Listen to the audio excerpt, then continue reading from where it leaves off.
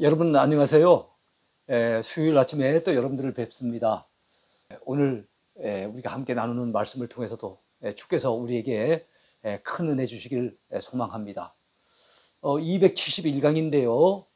망원경으로 보는 요한일서 세 번째 시간입니다. 사랑으로 분별하는 영. 오늘 주제가 뭘까요?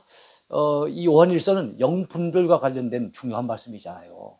이단들, 사이비들, 적그리스도의 영을 받은 자들, 그들을 우리가 잘 분별해야 되고 그들과 가까이 해서 사귀면 안 된다는 사실을 우리는 어제 말씀을 통해서 배웠지 않습니까? 자, 그런데 그들을 분별하는 데 있어서 굉장히 중요한 것 중에 하나가 그들이 사랑을 실천하는 자들인지 아니면 대적하고 아주 이 어둠 속에서 미움에 빠져 있는 자들인지 그걸 보면은 여러분 그 영을 분별할 수 있다는 거예요.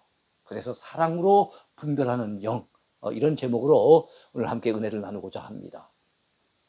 세상 것들을 사랑하지 말라 하는 말씀이 요한일서 가운데 나와 있어요. 세상 것들을 사랑하지 말라. 요한일서 2장에 나와 있는 주제지요. 자, 사도 요한은 요한일서 2장 말씀을 통하여 세상 것들을 사랑하지 말라고 강력하게 권면하고 있습니다. 요한일서 2장 15절에 보면요, 이 세상이나 세상에 있는 것들을 사랑하지 말라, 그렇게 말씀하고 있어요. 우리 사랑하면 다 좋은 거라고 생각하지만 하나님을 사랑하고 이웃을 따뜻하게 그리스도의 사랑으로 사랑하는 건 참 귀한 거지만 세상을 사랑하는 거, 이거는 조심해야 될 부분이죠. 자, 여기서 언급되는 세상이라고 하는 말은요, 무엇을 가리키는 말일까요? 세상에 해당되는 헬라어 코스모스라고 하는 말은요, 15절부터 17절까지 6번이나 등장하고 있는데요, 여기서 말씀하는 세상은 하나님께서 창조하신 세상을 언급하는 게 아닙니다. 하나님이 세상을 이처럼 사랑하사, 요한복음 3장 16절에 나오는 하나님이 사랑하시는 그 세상, 그것을 언급하는 말도 아닙니다. 여기서 말씀하는 세상이라는 말은요, 하나님을 알지도 못하고 오히려 하나님을 대적하는 질서, 악한 영에 의해서 지배받는 영역, 그것을 바로 세상이라고 표현하고 있는 것입니다. 그런 악한 세상을 사랑하지 말라고 사도 요한은 우리에게 당부하고 있습니다. 요한일서의 별명이 뭡니까? 사랑의 서신이잖아요. 요한일서를 기록한 사도 요한은 어떤 사도라고 일컬어지고 있습니까? 사랑의 사도라고 일컬어지고 있지요. 또 요한일서에서 자주 언급되는 하나님은 어떤 하나님이십니까? 사랑의 하나님, 심지어는 하나님은 사랑이십니다, 이렇게 말씀하고 있지 않습니까? 사도 요한은 하나님께서 우리를 사랑하시듯이 우리도 하나님을 사랑하려면 먼저 이 세상의 것을 사랑하지 말아야 한다는 것을 가르쳐주고 있습니다. 세상에 속한 사랑이 아니라 하나님께 속한 사랑을 강조한 거예요. 자, 그렇다면 이러한 악한 세상 영역에 있는 것들이 무엇일까요? 어떤 것들이 이런 악한 세상 가운데 있겠습니까? 사람들이 사랑하며 깊이 빠져 있는 그것들이 무엇이냐 하는 것입니다. 첫 번째, 자, 세상에 있는 것들은 어떤 것들입니까? 첫 번째는 육신의 정욕이에요. 육신의 정욕. 사람들이 깊이 빠져 사랑하는 첫 번째 욕구입니다. 이것이 바로 육신의 정욕에 해당됩니다. 요한일서 2장 16절에 보면 이런 말씀이 나오지요. 이는 세상에 있는 모든 것이 육신의 정욕과 안목의 정욕과 이생의 자랑이니, 그렇게 말씀하고 있습니다. 그 가운데 먼저 언급되는 것, 세상에 있는 모든 것 가운데 먼저 언급되는 것이 육신의 정욕이잖아요. 자, 육신이라고 하는 말, 이것은 영적인 것과 대조를 이루는 인간의 악한 욕망, 그 욕망의 근원인 육체를 의미합니다. 여러분, 욕망이라고 하는 것은 악한 거잖아요. 우리 인간에게 속에서 꿈틀거리는 욕망, 이거는 참 사라져야 될 악한 것 아니겠습니까? 근데 그 욕망의 근원이 무엇인가 하면 육체라고 하는 거예요. 육신의 정욕은 인간이 하나님께 범죄한 이후에 갖게 된 육체의 타락한 본성을 얘기하는 겁니다. 타락하기 전에는 여러분 이런 일이 없었어요. 근데 하나님 앞에 범죄하고 타락하고 난 다음에 우리 육체 가운데 타락한 본성이 생긴 거예요. 이것이 바로 육신의 정욕이라고 하는 것입니다. 하나님께 불순종하며 자신의 육체적인 욕망을 끊임없이 추구하는 것, 이것이 바로 육체적인 정욕이라는 것입니다. 자, 영적인 신령한 욕구에는 관심이 없어요. 순전히 육신적인 쾌락과 육신적인 만족만을 추구하는 강한 욕망, 이것이 바로 육신의 정욕에 해당된다는 것을 우리가 기억해야 되겠습니다. 이 욕망은요, 인간의 악한 육체적 본성을 이용해서 인간들로 하여금 범죄케 하려고 하는 악한 영, 바로 사탄이죠. 이 사탄의 미혹과 깊은 관련이 있어요. 사탄 또는 마귀라고 하죠. 자, 악한 마귀는요, 인간의 죄악된 이 본성에 욕망에 불을 질러 놓습니다. 인간으로 하여금 육신의 정욕의 노예가 되도록 그렇게 만들려고 하는 것입니다. 그다음에 두 번째인데요, 안목의 정욕입니다. 육신의 정욕의 다음에 나오는 세상에 속한 그 욕망, 그것은 안목의 정욕입니다. 사람들이 깊이 빠져 사랑하는 두 번째 욕구가 뭐라고요? 안목의 정욕이라고 말씀을 드렸습니다.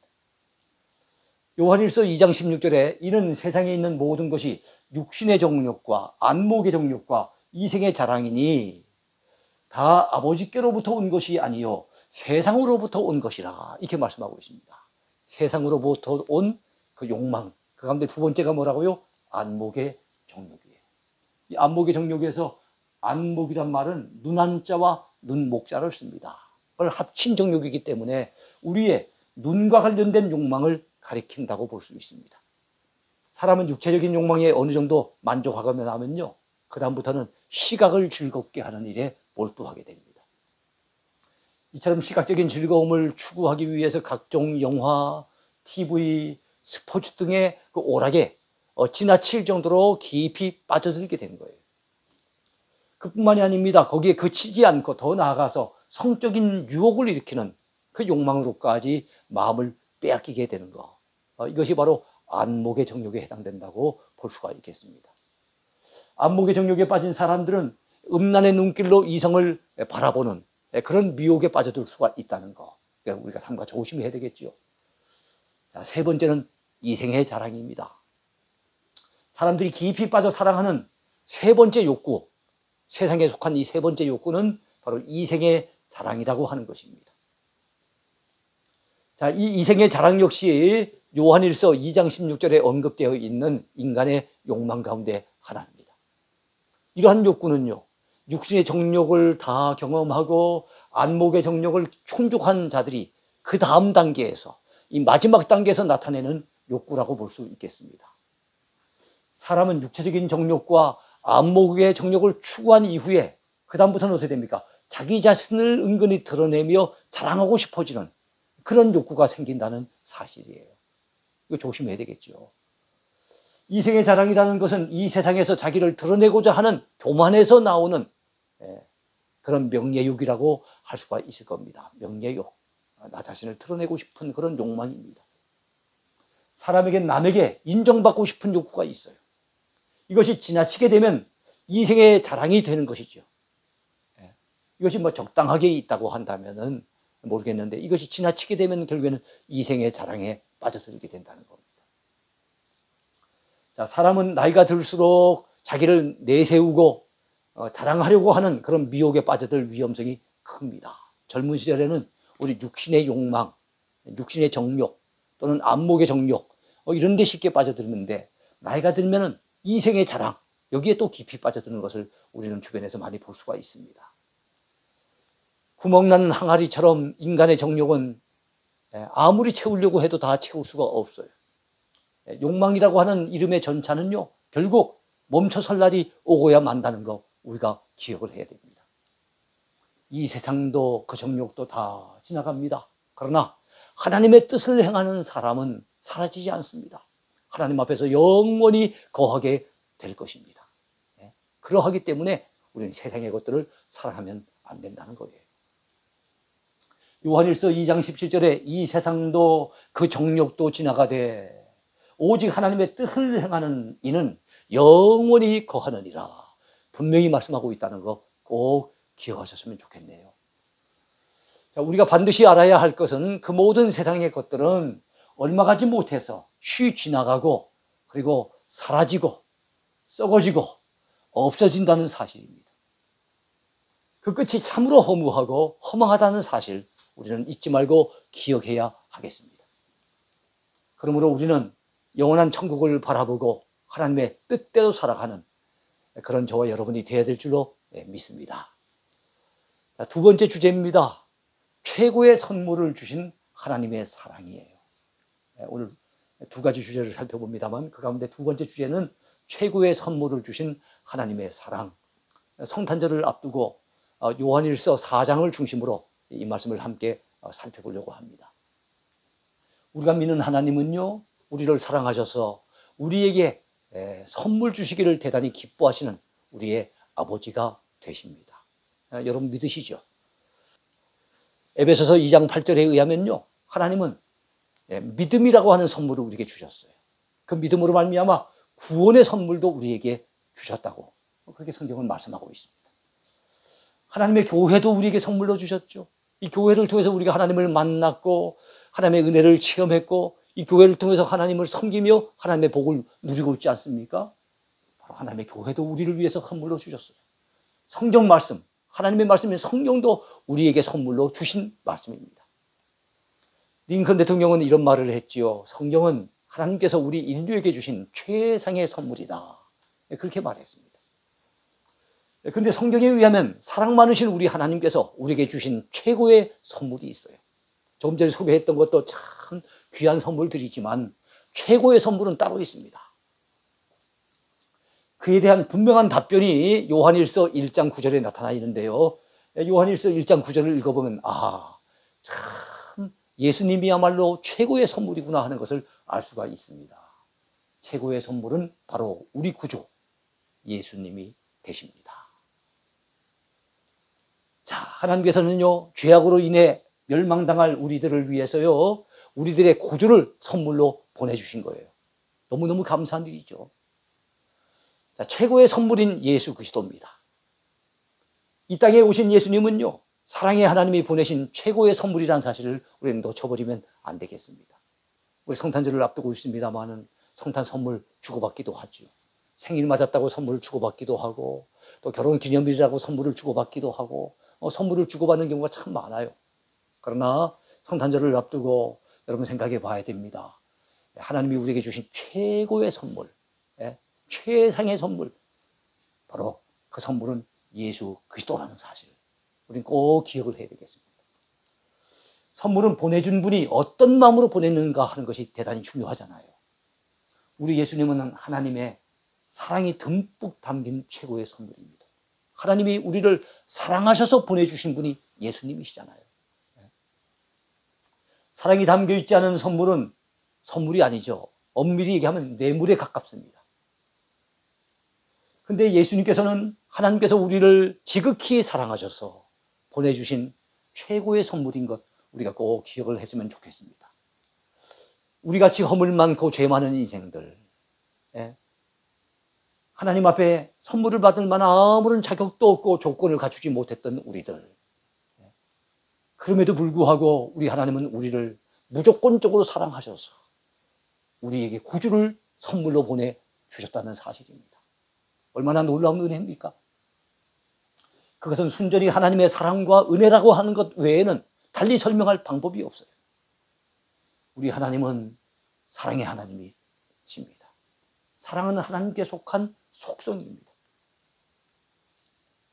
요한일서 4장 7절 중반부에 보면은요, 사랑은 하나님께 속한 것이니 라고 말씀합니다. 사랑은 하나님께 속한 속성이에요. 요한일서 4장 8절과 4장 16절에는 한 걸음 더 나가서 하나님은 사랑이시라 그렇게 말씀하고 있습니다. 하나님께서 사랑 그 자체가 되심을 증거하고 있는 겁니다. 그런데 사랑이신 하나님께서 우리를 사랑하신다는 그 증거를 나타내신 가장 구체적인 사건, 그것이 무엇입니까? 바로 예수님이 이 땅에 탄생하신 거예요. 하나님의 독생자를 이 땅에 탄생하도록 보내주신 거예요. 그뿐만 아니라 우리 죄를 없이 하시려고 예수님이 십자가를 지신 사건, 이것은 하나님이 우리를 얼마나 사랑하신지를 보여주는 사랑의 극치 사건입니다. 요한일서 4장 9절을 보시면 좋겠습니다. 하나님의 사랑이 우리에게 이렇게 나타난 바 되었으니 하나님이 자기의 독생자를 세상에 보내심은 그로 말미암아 우리를 살리려 하심이라. 죄로 인해서 영 죽었던 우리를 살리시려고. 그리고 결국에는 영원한 지옥에 던져져서 멸망당할 우리를 살려내시려고, 그리고 영원한 생명을 주시려고 독생자를 세상에 보내주셨다는 겁니다. 요한복음 3장 16절 말씀 여러분 너무나 잘 아시잖아요. 하나님이 세상을 이처럼 사랑하사 독생자를 주셨대요. 여기서 이처럼이란 말은 독생자도 아낌없이 주실 만큼 그토록 사랑하셨다는 거예요. 자, 이 땅에 오신 독생자는 가장 높으신 분이 보내신, 가장 멀리서 보낸 선물이에요. 선물은 누가 보내느냐 하는 것에 따라 그 가치가 달라져요. 이웃집 아저씨가 주는 선물하고 저 대통령이 전달한 선물하고는 그 벌써 가치가 다르잖아요.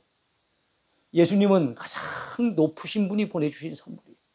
이 세상 대통령, 이 세상의 어떤 왕들하고는 비교할 수 없는 만왕의 왕 되신 우리 하나님, 만주의 주가 되신 우리 하나님, 온 우주의 왕이 되시는 큰 높으신 하나님께서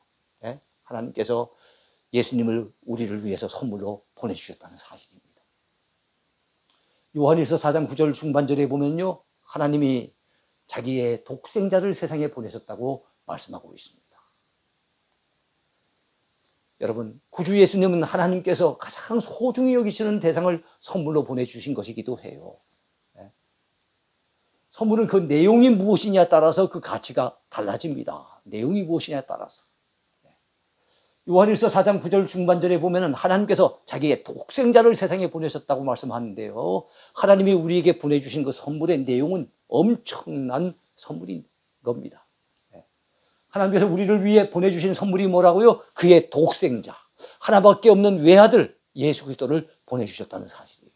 하나밖에 없는 독생자를 보내주셨으니 하나님 앞에 얼마나 우리 예수님이 존귀한 분입니까? 근데 그 존귀한 예수님을 우리를 위해서라면 아낌없이 이 땅에 보내주셨다는 겁니다. 하나밖에 없는 아들을 우리를 위해 아낌없이 보내주셨으니 참 우리 주님은 얼마나 귀한 선물인지 모르겠어요. 자식이 5이 돼도요, 자식이 10이 돼도요, 다른 집에 양자로 하나 참아 줄 수가 없는 것이 우리 사람의 심정이에요.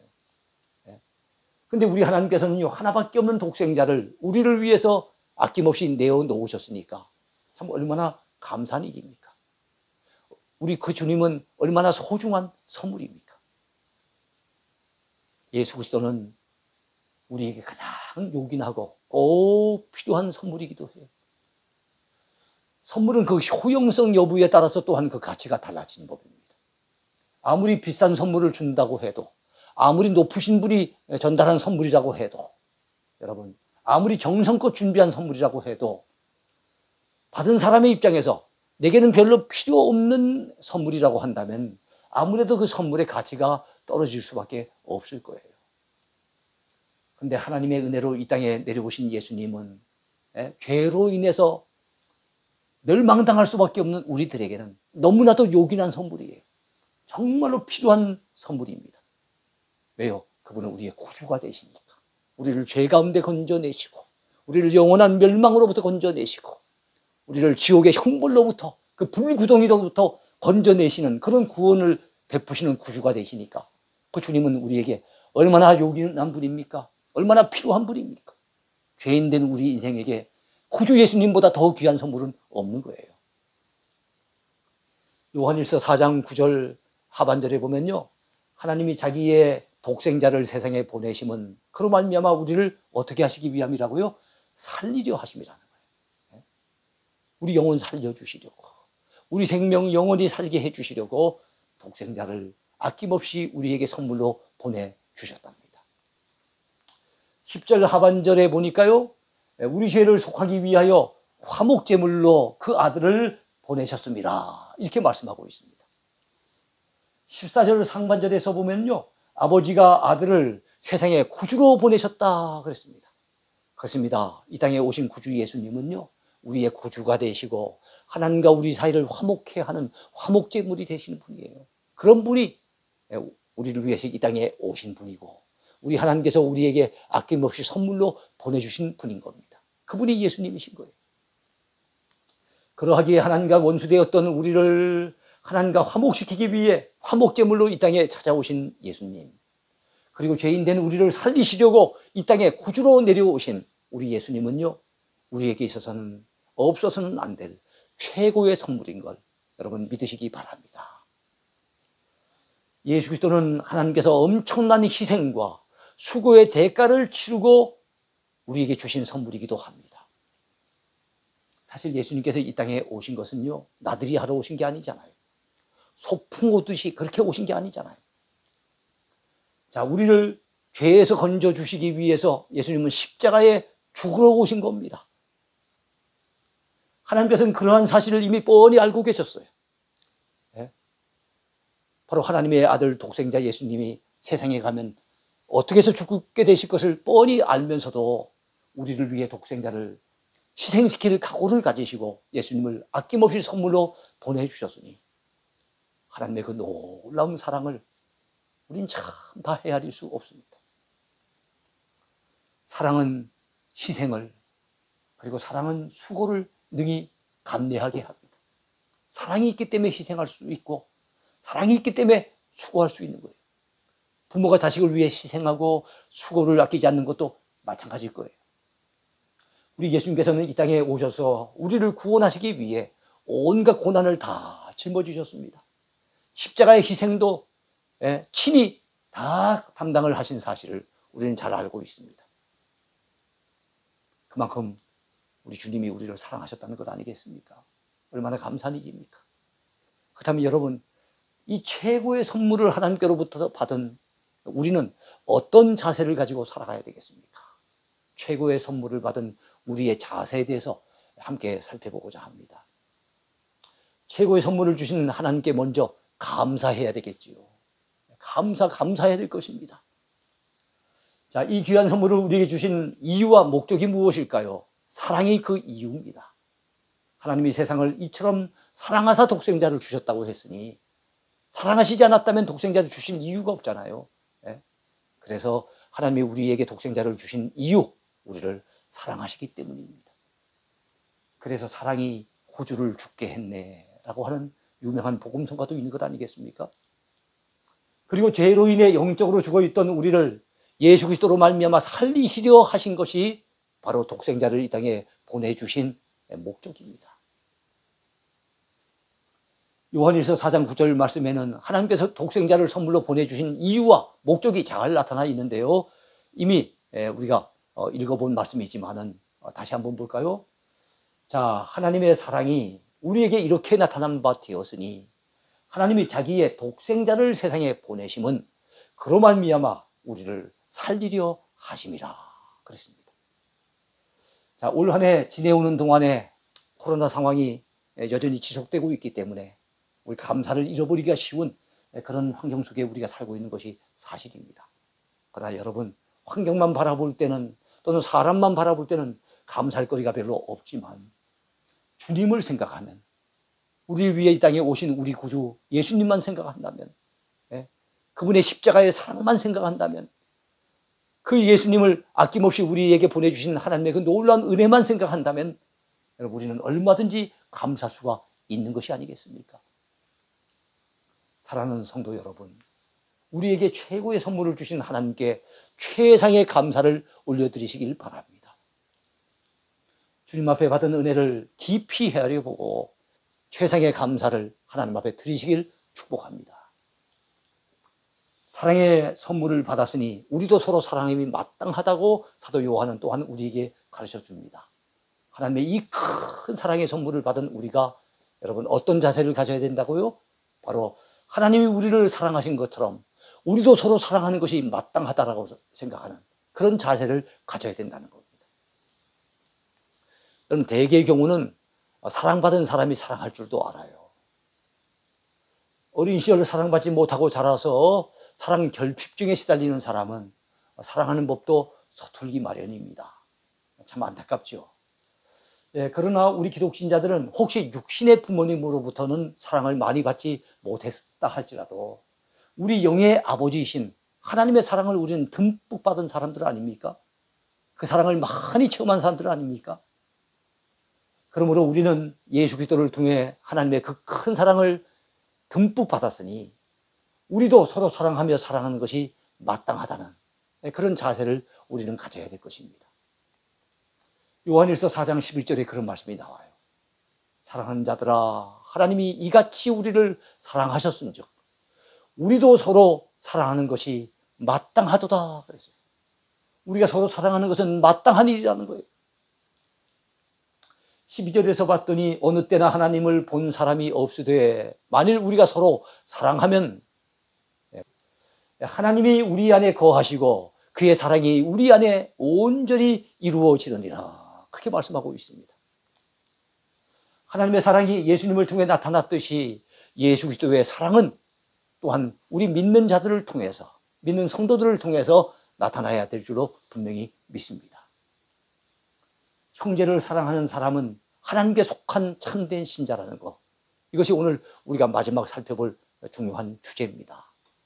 여러분, 요한일서는 이단들에 대해서 경계의 힘을 갖다가 가지고 그들을 영적으로 바르게 분별케 하기 위해서 보낸 그런 서신의 메시지가 아니겠습니까? 그런 측면에서 이단에 속한 자를 갖다 우리 구분하는 방법 중에 하나가 여러분, 그 영이 하나님께 속한 영인지 그렇지 않은지를 본다는 거예요.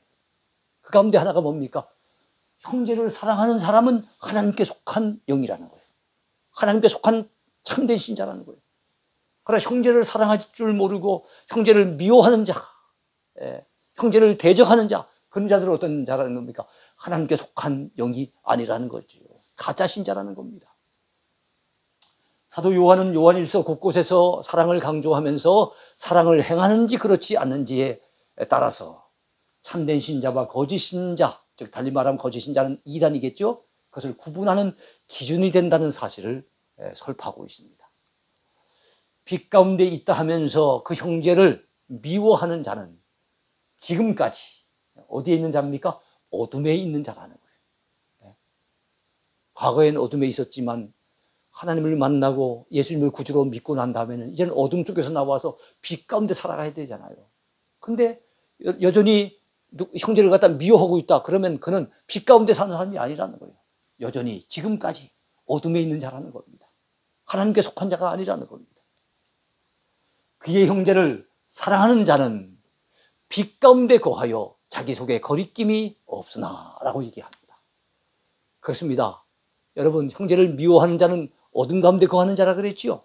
그런데 여러분, 형제를 사랑하는 자는 어디 가운데 거해요? 빛 가운데 거하는 사람이에요. 우리 하나님이 빛이라 그랬잖아요. 빛 가운데 거한다는 것은 바로 하나님께 속하여서 하나님을 갖다 모시고 사는 사람이라는 거예요.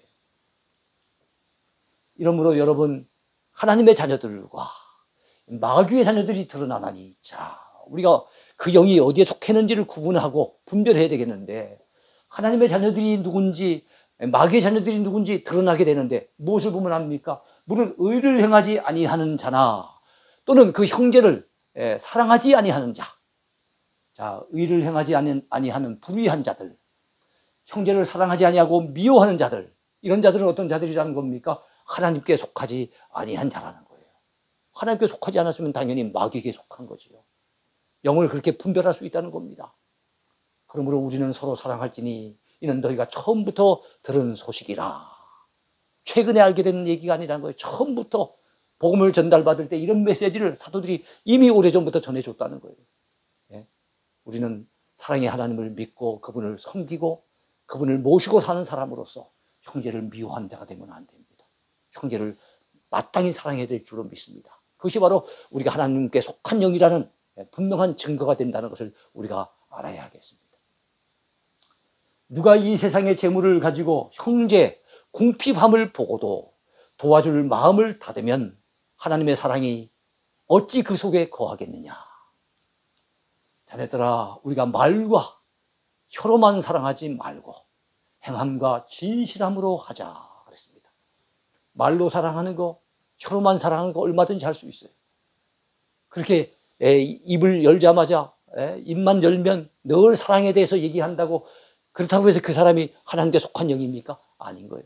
하나님께 속한 영의 사람이라고 한다면은 행함을 통해서 사랑을 드러내고 진실한 마음 가지고서 형제를 사랑할 줄 아는 그런 사람이 되어야 한다는 겁니다. 이로써 우리가 진리에 속한 줄을 알고 또 우리 마음을 주 앞에서 굳세게 하리니. 자, 이로써란 말이 뭡니까? 형제를 가자 지극히 사랑함으로써 우리가 진리에 속한 줄을 알게 된다는 거예요. 형제를 사랑하는 사람, 그 사랑을 갖다가 말과 혀로만 하는 것이 아니라 행함과 진실함으로 할 줄 아는 사람, 그 사람들은 우리가 하나님께 속했구나, 우리가 진리에 속했구나 하는 것을 알게 된다는 거예요. 또 우리가 그런 사람들을 바라보면은 저 사람이 어떤 영에 속한 사람인지 깨닫게 된다는 거예요. 사랑하는 자들아, 우리가 서로 사랑하자. 사랑은 하나님께 속한 것이니 사랑하는 자마다 하나님으로부터 나서 하나님을 알고, 사랑하지 아니하는 자는 하나님을 알지 못하나니 이는 하나님은 사랑이심이라. 사랑하는 사람은 하나님을 제대로 아는 사람인 거예요. 사랑하지 아니하는 사람은 아직도 하나님 모르는 사람인 거예요. 왜요? 하나님은 사랑이시기 때문에. 사랑이신 그 하나님을 만났다면, 그 은혜를 받았다면 하나님을 아는 거예요. 그리고 사랑을 실천에 옮겨 나감으로써 저 사람이 하나님을 아는 사람이구나 하는 것을 여러분 사람들에게 나타낸다는 거예요. 우리 모두는 하나님께서 우리에게 주신 지극한 사랑을 감사함으로 느끼면서 우리들 역시 형제를 사랑함으로써 우리가 하나님께 속한 참된 신자임을 이 세상 가운데 드러내며 살아가야 할 줄로 분명히 믿습니다. 그렇습니다. 오늘도 우리가 참 귀한 말씀을 들었어요. 사랑의 사도인 사도 요한이, 사랑의 서신 요한 일서를 그 당시 사람들에게, 그리고 오늘을 사는 우리들에게 보내주면서 여러분 영분별을 제대로 해야 된다고 가르쳐 주면서, 그러면서 영분별을 제대로 하려고 한다면은 우리가 뭘 보면 알 수 있다고요? 그가 사랑하는지 사랑하지 않는지, 그거 보면 안다는 거예요. 말과 혀로만 사랑은 아무나 할 수 있죠. 그 말고 행함을 통해서 진실함으로 사랑하는지 아닌지를 보면 그가 하나님께 속한 사람인지 그렇지 않은지, 진리에 속한 사람인지 그렇지 않은지를 구분할 수가 있다는 거예요. 그러면 여러분, 우리 모두는 사랑의 하나님을 만난 사람으로서 이 땅을 살아가는 동안에 사랑을 실천에 옮겨나가면서 우리가 하나님께 속한 사람들임을 세상 가운데 분명히 드러내며 살아가는 저와 여러분이 되어야 될 줄로 믿습니다. 감사합니다. 오늘도 주 안에서 건강하십시오. 하나님의 꿈이 나의 비전이 되고 예수님의 성품